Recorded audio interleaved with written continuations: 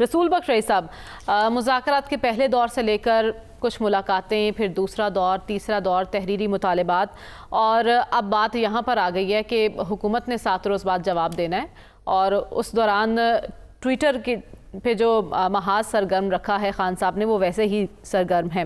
تو آپ کو نہیں لگتا مذاکرات شروع ہونے سے پہلے معاملات جس پوائنٹ پر تھے اب بھی وہیں کے وہیں رکے ہوئے ہیں؟ نتیجہ خیزی کتنی یقینی لگ رہی ہے آپ کو مذاکرات کی؟ دیکھیں، 2 علیحدہ عوامل کار فرما ہیں. ایک جو معمول کی ہماری سیاست ہے جس میں تلخیاں، الزام تراشی اور جس انداز سے ایک دوسرے کے بارے میں بات کرتے ہیں، خصوصی طور پہ پیپلز پارٹی PMLN، ان کے اتحادی ایک طرف اور تحریک انصاف ایک طرف، یہ اس میں ہم دیکھ رہے ہیں کہ اس عمل میں کوئی کمی نہیں آئی. بلکہ یہ جب سے یہ کیس کا فیصلہ ہوا ہے 190 ملین پاؤنڈ کا، تو اس کے بعد سے ہم دیکھ رہے ہیں کہ کس طریقے سے ہمارے وزیر اطلاعات صاحب بات کرتے ہیں اور دوسرے لوگ بات کرتے ہیں. تو اسی طریقے سے تحریک انصاف والے بھی بات کر رہے ہیں کہ وہ جو سیاست میں ایک انداز چلا آ رہا ہے سیاسی تقسیم کا اور ایک دوسرے کے خلاف زہر افشانی کا اور نفرت کا، اس میں تو ہم کمی نہیں دیکھ رہے. دوسری جانب ہم نے دیکھا کہ کمیٹیاں بنی، مذاکرات ہوئے، میز کے اوپر آئے اور بڑے ایک مثبت انداز میں بات چیت کا آغاز ہوا. اور ہم ہمیشہ سے دعا بھی کرتے ہیں، ایک خواہش بھی ہے کہ مذاکرات کامیاب ہونے چاہیے، معاملات سلجھنے چاہیے، اور تاکہ ملک میں سیاسی استحکام ہے اور معاشی استحکام. یہ تو ہماری خواہش ہے، لیکن خواہشوں سے کیا بنتا ہے؟ تو یہی اگر میاں صاحب، بڑے میاں صاحب قوم کا مفاد تلاش کریں کہ ان کو مد نظر رکھیں اور ان کے اوپر بات چیت جب ہو تو ان کے اوپر آپ کو کبھی کمپرومائز نہیں کرنا چاہیے. تو مفاد ہم جو دیکھ رہے ہیں قوم کا وہ سیاسی استحکام میں ہے. اور اس وقت جو دشواری مجھے لگ رہی ہے، جہاں پہ کہ آپ دیکھ رہے ہیں کہ یہ دونوں دھارے علیحدہ علیحدہ سے چل رہے ہیں، دشواری یہ ہے کہ ہماری تاریخ ایسی ہے کہ حکومتیں جب یہ سمجھتی ہیں کہ ان کی کرسی مضبوط ہے تو کوئی خطرہ ان کو محسوس نہیں ہو رہا واضح طور پر یا ظاہراً یا فوری طور پر، ان کو کوئی ایسا احساس نہیں پیدا ہو رہا، تو وہ پھر وہی کچھ کرتی ہیں جو یہ حکومت کرتی آئی ہے اور اتحادی کرتے رہے. اس وقت میرا نہیں خیال کہ تحریک انصاف ان کے لیے ایک بہت بڑا چیلنج بن سکتی ہے یا ہے. ہاں، عوامی مقبولیت کی حد تک آپ انتخابات شفاف اور منصفانہ کرا دیں تو شاید وہ ایک مختلف قسم کا چیلنج ہوگا. لیکن جس انداز سے تحریک انصاف نے اپنا لانگ مارچز اور جلسے جلوس اور سب کچھ شروع کیا تھا کہ اس حکومت کو دباؤ میں لا کے 8 فروری کے جو انتخابات ہیں ان کو کالعدم قرار دے دیں گے، وہ تو نہیں ہو سکے. یا اس کی جو حکومت کی جو قانونی اور آئینی جائزیت ہے اس میں ایسے ہتھوڑے اور ایسے پتھر اس کے اوپر ماریں گے کہ وہ پھر حکومت زیادہ دیر چل نہیں سکے گی. کیونکہ جو باقی دیگر جماعتیں ہیں اتحاد میں، ان کا بھی یہی مفاد ہے کہ 5 سال پورے ہوں، اگلے 5 سال، اگلے 5 سال، اگلے 5 سال، اور بے شک تیسری چوتھی نسل بھی آ جائے. اچھا ڈاکٹر صاحب، یہ بتا دیجئے کہ کون سا فریق صدق کے دل سے یہ چاہتا ہے کہ مذاکرات کامیاب ہوں؟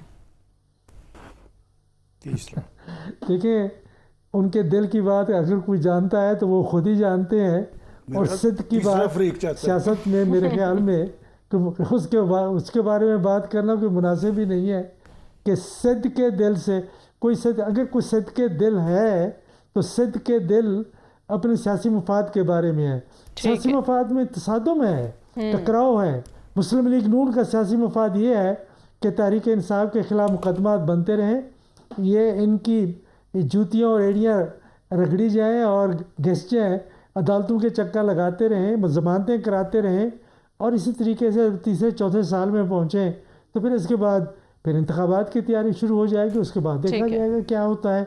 اور تحریک انصاف پھر اس صورتحال میں اگر آپ دیکھ رہی ہیں کہ وہ کیا ٹویٹر کے اوپر بانی تحریک انصاف کہہ رہی ہیں، تو جب وہ کہتے ہیں نا انگریزی میں کہ they have nothing to lose. وہ یہ سمجھتے ہیں کہ ہم نے اور کیا ہمارے ساتھ انہوں نے کر لینا ہے، کہ قید ہو گئی مزید ہو جائے گی، مزید ہو جائے گی، اس سے کیا فرق پڑتا ہے. وہ تو انہوں نے کرنا ہے، لیکن اس سے پہلے کہ کوئی ایسا سمجھوتا سامنے آئے یا کوئی اعلان یا ایسا قابل بھروسہ اور قابل اعتماد کوئی بات چیت سامنے آئے کہ تو اس کے بعد تو وہ کچھ خاموشی اختیار کر سکتے ہیں. لیکن وہ ایسا چونکہ لگتا نہیں ہے، آثار ایسے نہیں ہیں، تو میرا خیال یہ ہے کہ وہ جارحانہ انداز ملک کے اندر بھی اور باہر بھی جاری رکھیں گے. اور ملک کے باہر جو ایک محاذ ہے، وہ ایک میں یہ بات صرف کرنا چاہتا ہوں کہ وہ محاذ ہماری سیاست کا عکس ہے. ہم نے یہاں کی تقسیم کو مذہبی ہو، یہ فرقہ وارانہ ہو یا سیاسی اور نظریاتی ہو، یہ ہم امریکہ میں بھی لے گئے ہیں، کینیڈا میں بھی لے گئے ہیں، برطانیہ میں بھی، یورپ میں بھی، ہر جگہ لے گئے ہیں. یہ ملک کے لیے اچھا نہیں ہے، ٹھیک ہے. تو ہمارے لیے اچھا نہیں. ہماری آپ کو یہ بھی لگ رہا ہے کہ چاہے کچھ بھی ہو، فی الحال آپ یہ دیکھ رہے ہیں کہ خان صاحب چپ کر کے نہیں بیٹھیں گے. رسول بخش ریز صاحب، آپ کی نظر میں اگر یہ خواہش کرنا کہ آگے بھی بڑھنا ہے اور مزاحمتی طرز عمل بھی اختیار کرنا ہے، تو سارے آپشنز پر کام کرنا چاہیے پی ٹی آئی کو؟ یہ درست ہے، درست حکمت عملی ہے؟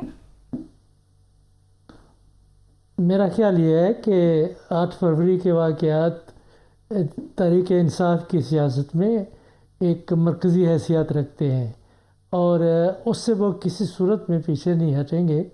انہوں نے لچک ضرور دکھائی ہے، یہ کہ اسمبلیوں کے اندر بیٹھے ہوئے ہیں، کیونکہ اگر اسمبلیوں میں نہ بھی بیٹھتے تو پاکستان کا جو اس وقت ایک منظم کیا گیا ہے نظام، اس نظام میں اتنا جبر اور اتنا طاقت آپ سمجھ لیں وہ ہے کہ ان کے بغیر بھی گزارا ہو جانا تھا. اور اس لیے انہوں نے سوچا کہ جو کچھ ملتا ہے وہ تو لے لیں، باقی ہم بعد میں دیکھیں گے. مذاکرات پر بھی آمادہ ہوئے ہیں، اور انہوں نے اس کو ایک شرط نہیں بنائی، ایک کنڈیشن نہیں بنائی کہ 8 فروری کے بارے میں ذرا ایک کمیشن بنا لیں اور اس کے بارے میں کوئی تحقیقات ہونی چاہیے. کافی عرصہ تک وہ بات کرتے رہے.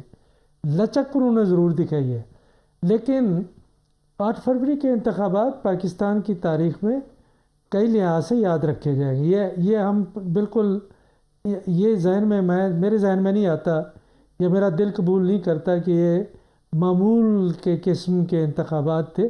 اچھا. ان کے سیاق و سباق میں بھی دیکھیں، ماضی کے جو تجربات اس قسم کے ہوئے ہیں اور ان کے پیش نظر بھی دیکھیں، یہ معاملہ ابھی چلے گا. تو رسول بخش صاحب، اور تحریک انصاف آپ کا دل کون سے انتخابات چلاتی رہے گی، ہے؟ اور چلانے کا ایک